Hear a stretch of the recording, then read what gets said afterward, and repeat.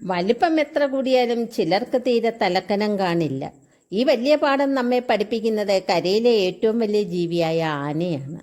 തന്നേക്കാൾ ചെറിയ ഒരു ജീവിയെയും ആന വേട്ടയാടുന്നില്ല. സ്വന്തം വലിപ്പം കാട്ടി ആരെ ഭയപ്പെടുത്തുന്നുമില്ല. കാട്ടിലാണെങ്കിൽ ദിവസമേറിയ ഭംഗവും ഭക്ഷണവും വെള്ളവും തേടി നടക്കും. ജീവൻ വെടിഞ്ഞും കൂട്ടുകാരെയും കുഞ്ഞുങ്ങളെയും സംരക്ഷിക്കും.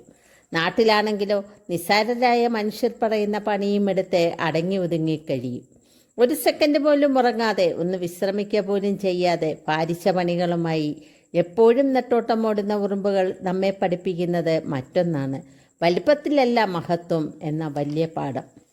ആന വലുതിൻ്റെ ചിഹ്നമാണ്, ഉറുമ്പ് ചെറുതിൻ്റെയും.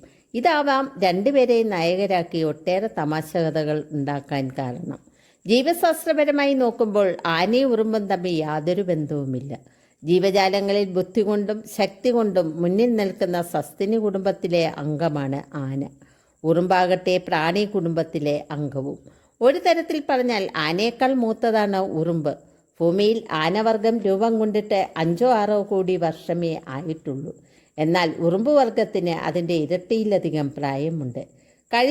കാഴ്ചയിലേറെ വ്യത്യസ്തരാണെങ്കിലും ആനയ്ക്കും ഉറുമ്പിനും ചില കാര്യങ്ങൾ സാമ്യമുണ്ട്. ഉദാഹരണത്തിന് രണ്ടുപേരും സമൂഹ ജീവികളാണ്, കൂട്ടമായി കഴിയുന്നവർ. ആനക്കൂട്ടത്തിൻ്റെയും ഉറുമ്പക്കൂട്ടത്തിൻ്റെയും നേതാവ് പെണ്ണുങ്ങളാണ്. കൂടാതെ ഇരുകൂട്ടരും കുഞ്ഞുങ്ങളെ അതീവ ശ്രദ്ധയോടെ പരിപാലിക്കും.